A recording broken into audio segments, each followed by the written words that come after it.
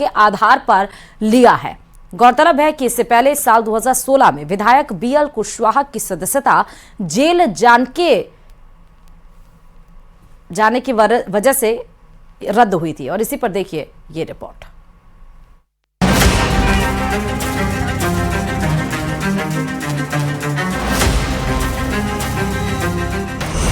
BJP विधायक कंवरलाल की विधायकी खत्म। स्पीकर वासुदेव देवनानी ने लिया फैसला। 20 साल पुराने मामले में मिली थी 3 साल की सजा। 6 महीने में अंतर सीट पर फिर होगा उपचुनाव।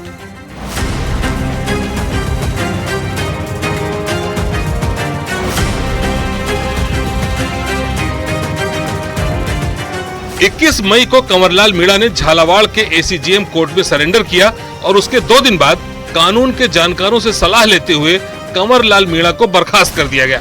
हालांकि विपक्ष काफी लंबे वक्त से कंवरलाल मीणा की बर्खास्तगी की मांग कर रहा था। विपक्ष ने राज्यपाल से लेकर विधानसभा अध्यक्ष से मुलाकात कर बर्खास्तगी की मांग की थी। ये मालूम था यहाँ पर सभी को, उसके बावजूद भी स्पीकर साहब ने क्यों देरी की वो तो वो जाने, पर वो तो कानून कहता है कि जैसे ही आपकी सजा सुनाई गई कोर्ट में जिस दिन, उस दिन से मेंबर से समाप्त है बस। तो इसकी तो सजा सुनाई गई थी। कोई 18-19 साल पुराना केस है ये, जो कहते हैं ना कानून के हाथ बहुत लंबे होते हैं, उसका ये उदाहरण है। समझ लीजिए आप, हर व्यक्ति को कानून की पालना करनी चाहिए। सत्यमेव जयते।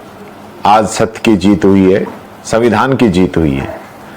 जिस संविधान की पालना पहले ही दिन हो जानी चाहिए थी, उस संविधान की पालना करते करते 23 दिन इन लोगों ने लगा दिए और आज अंततः सत्य की जीत हुई, संविधान की जीत हुई और कांग्रेस पार्टी का जो मुख्य उद्देश्य है उस चीज की जीत हुई।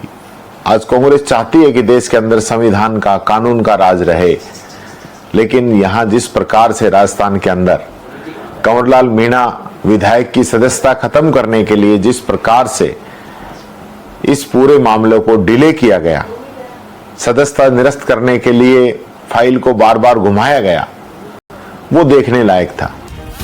दरअसल तत्कालीन एसडीएम पर पिस्तौल तानने के 20 साल पुराने मामले में 3 साल की सजा होने के चलते उनकी सदस्यता खत्म हुई है।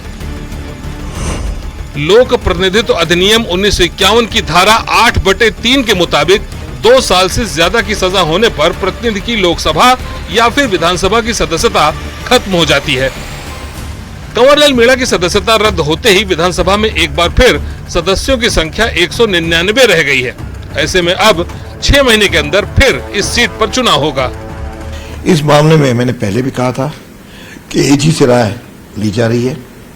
एजी विधानसभा का पदेन कानूनी मामलों के अंदर सदस्य होता है, उसे सदन में बुला करके भी कानूनी राय ली जाती रही है। उसके तहत उन्होंने एजी को रेफर किया और जैसे ही एजी की मेरे पास रिपोर्ट आई, उसके 15-20 मिनट बाद ही आज प्रातःकाल 10:30 पर यह निर्णय फाइल पे ले लिया और हमने तत्काल उसका बुलेटिन भी जारी कर दिया। आइए अब आपको वो मामला बताते हैं जिसके चलते उनका सियासी करियर खत्म हुआ। मामला 3 फरवरी 2005 का है, जब कंवरलाल मीणा ने उप सरपंच के चुनाव में पुनर्मतदान की मांग की थी। इतना ही नहीं, गुस्से में तत्कालीन एसडीएम रामनिवास मेहता पर पिस्तौल तानी थी। कंवरलाल पर एसडीएम को जान से मारने की धमकी देने, सरकारी काम में बाधा डालने, विभागीय फोटोग्राफर का कैमरा तोड़ने और जलाने की कोशिश करने का भी आरोप लगा।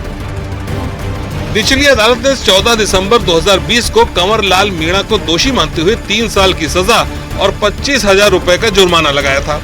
कंवरलाल मीणा ने फैसले के खिलाफ हाईकोर्ट में अपील की, लेकिन 1 मई 2025 को कोर्ट ने उनकी सजा को बरकरार रखा और उन्हें तत्काल सरेंडर करने का आदेश दिया। इसके बाद मीणा ने सुप्रीम कोर्ट में विशेष अनुमति याचिका दायर की।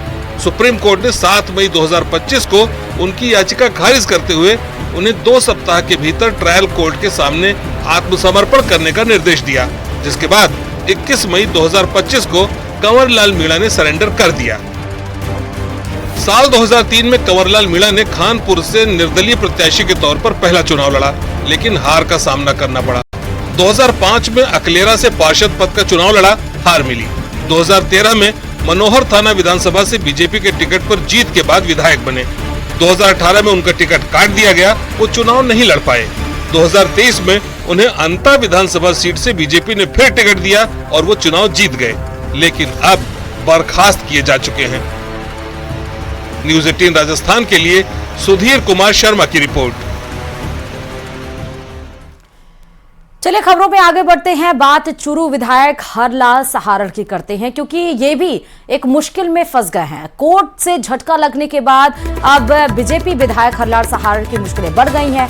साल 2015 में दरअसल 10वीं की फर्जी मार्कशीट लगाकर जिला परिषद सदस्य चुनाव लड़ने के मामले में हाईकोर्ट से निगरानी खारिज होने के बाद सरदार शहर के एसीजेएम कोर्ट ने हरलाल सहारण पर आईपीसी की धारा 420 यानी धोखाधड़ी, 467, 468, 471, 120B, 193 में चार्ज लगाया है। एसीजेएम सरदार शहर ने 30 मई को तत्कालीन जिला कलेक्टर अर्चना सिंह और परिवादी पूर्व सरपंच चिमनाराम कालेर को कोर्ट में तलब किया। एडवोकेट सुरेंद्र जाखड़ ने बताया कि जब तक इस पत्रावली का फैसला नहीं हो जाता तब तक वो न चुनाव लड़ सकते हैं और न ही नामांकन कर सकते हैं।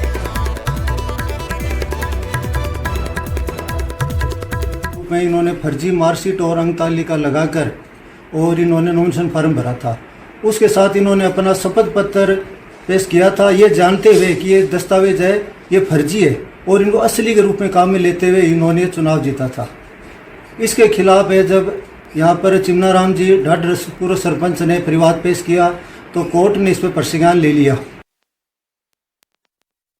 बीकानेर के नापासर से बड़ी खबर आपको बता रहे हैं। पापड़ फैक्ट्री में भीषण आग लग गई। 5 क्विंटल पापड़ और मारुति वैन जलकर राख हो गई है। लाखों रुपए का नुकसान बताया जा रहा है। 1.5 घंटे की कड़ी मशक्कत के बाद आग पर काबू पा लिया गया है। आग किन कारणों की वजह से लगी है पता नहीं चल पाया, लेकिन आज सुबह 3 बजे की ये घटना बताई जा रही है। तस्वीरें आपके सामने हैं। आग की चपेट में जब सफेद कलर की वैन आ गई, किस तरह से वो उसका नुकसान हुआ है उसकी तस्वीरें हैं। पापड़ फैक्ट्री में आग जब लगी थी वो तस्वीरें आप देखिए, और कम से कम यहाँ पर 5 क्विंटल यानी कि 500 किलो पापड़ इस आग की चपेट में आने की वजह से जलकर राख हो गया है।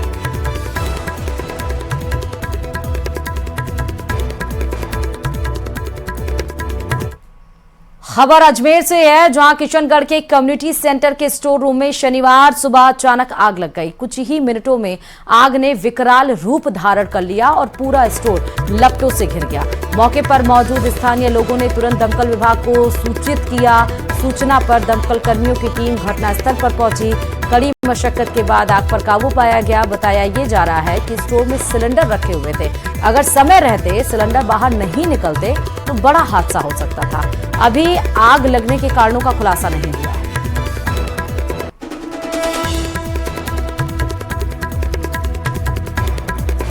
तहसील कार्यालय का घेराव करने के लिए निकल पड़े हैं। उप तहसील कार्यालय वार्ता विफल होने के बाद लूड़करसर पैदल कूच गांव वालों के द्वारा किया गया है। तस्वीरें आ गई हैं। लूड़करसर पहुंचकर उपखंड अधिकारी कार्यालय का घेराव का कार्यक्रम था।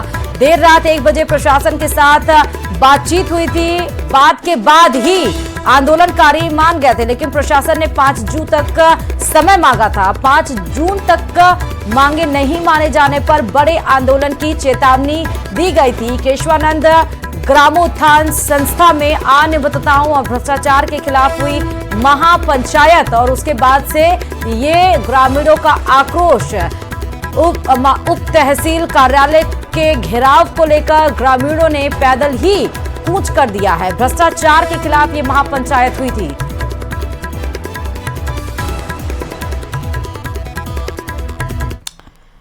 और दौसा से बड़ी खबर यह है कि मांगों को लेकर टंकी पर प्रदर्शन किया गया है। दरअसल पानी की टंकी पर चढ़कर लोगों ने प्रदर्शन किया है। मानपुर कस्बे में नलों में लगातार जो पानी नहीं आ रहा है उससे जो ग्रामीण हैं, जो स्थानीय लोग हैं, वो काफी ज्यादा परेशान हैं। एक तो भीषण गर्मी, ऊपर से पानी की कमी, ये समस्या का कारण है। हालांकि इसके पहले सरपंच ने अधिकारियों को लेटर लिखा था, जिसमें लेटर में टैंकर चालू करवाने की मांग की गई थी, लेकिन उसके बाद भी कोई व्यवस्थाएं नहीं की गई और आखिरकार टंकी पे चढ़कर प्रदर्शन करना पड़ा। सूचना पर पुलिस मौके पर पहुंची, लोगों से समझाइश की। हालांकि अब टंकी से लोग नीचे उतर आए हैं।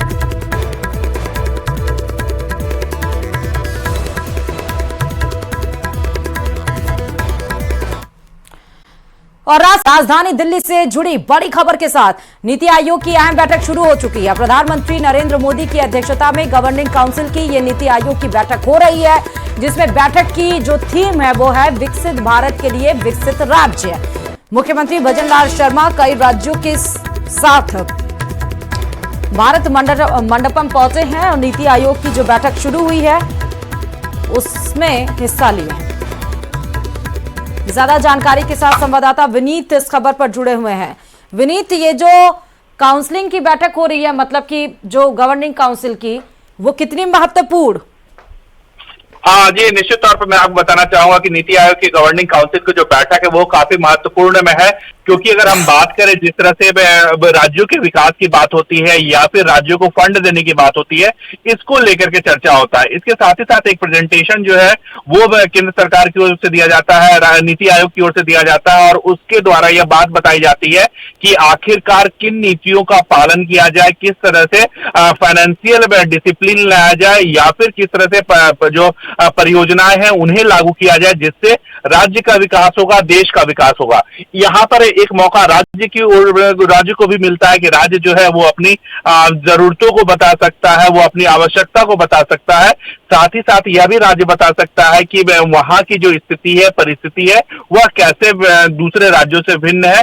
तो वहां जो केंद्र सरकार की ओर से नीति आयोग के माध्यम से जो फंड दिए जाते हैं उसके लिए जो है वो अपनी विशेष मांग जो है वो कर सकता है। और इसी कड़ी में हम देख सकते हैं कि जो राजस्थान के मुख्यमंत्री भजनलाल शर्मा, वह भी लगभग 8:45 बजे जो है वो जोधपुर हाउस से निकले और 9 बजे के लगभग जो है वो भारत मंडपम जो है वो पहुंच गए हैं। और यहाँ पर अब नीति आयोग की गवर्निंग काउंसिल की जो बैठक है वह शुरू हो गई है। इसमें मैं आपको बताना चाहूंगा कि गवर्निंग काउंसिल की जो बैठक में शुरू हुई है, इसमें प्रधानमंत्री नरेंद्र मोदी भी मौजूद है।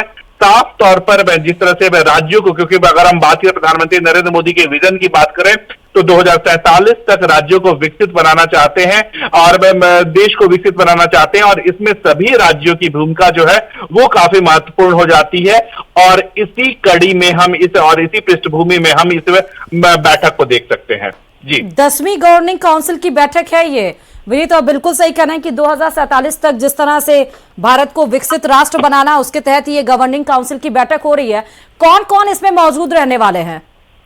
जी, मैं आपको बताना चाहूंगा कि सभी राज्यों के मुख्यमंत्री जो हैं वो इस बैठक में मौजूद रहेंगे। साथ ही साथ मैं आपको बताना चाहूंगा कि इस बैठक की अध्यक्षता जो है वो प्रधानमंत्री नरेंद्र मोदी करेंगे। साथ ही साथ नीति आयोग के जो अधिकारी हैं वो इस बैठक में मौजूद रहेंगे। इसके साथ ही साथ केंद्र सरकार के जो टॉप मिनिस्टर्स हैं वह भी इस बैठक में मौजूद रहेंगे।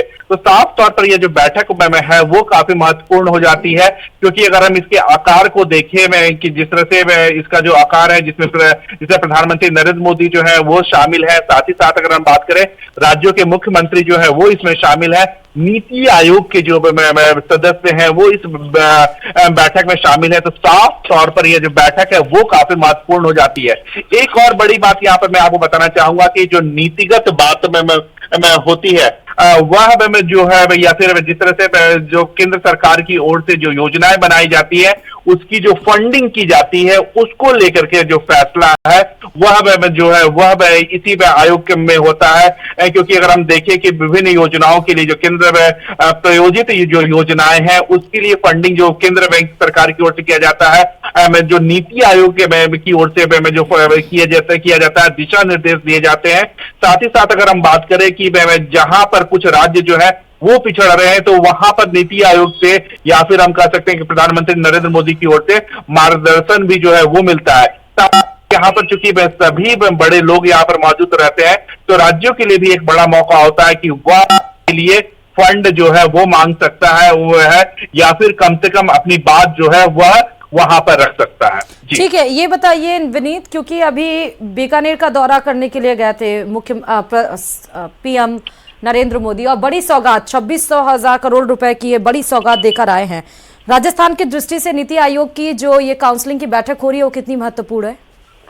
जी निश्चित तौर पर मैं आपको बताना चाहूंगा कि अगर राजस्थान की दृष्टि से भी बात की जाए तो यह काफी महत्वपूर्ण हो जाता है, क्योंकि अगर हम बात करें राजस्थान जो है वो अपने यहाँ विकास की बात करता है, चाहे वो अब जल परियोजनाओं की बात करें, क्योंकि जल परियोजना जो है वो इंटर स्टेट हो जाता है और इसमें केंद्र की भी भूमिका जो होती है वो काफी महत्वपूर्ण हो जाती है। तो यहाँ पर ये इस दृष्टि से जो है वो राजस्थान काफी महत्वपूर्ण हो जाता है। इसके साथ ही साथ अगर हम बात करें कि विभिन्न केंद्र पोषित जो योजनाएं होती है या फिर जो केंद्र के द्वारा जो विभिन्न नीतियां बताई जाती हैं उसको ठीक से इंप्लीमेंट किया जाए, उसको ठीक से लागू किया जाए, इसको लेकर के भी अब काफी महत्वपूर्ण हो जाता है।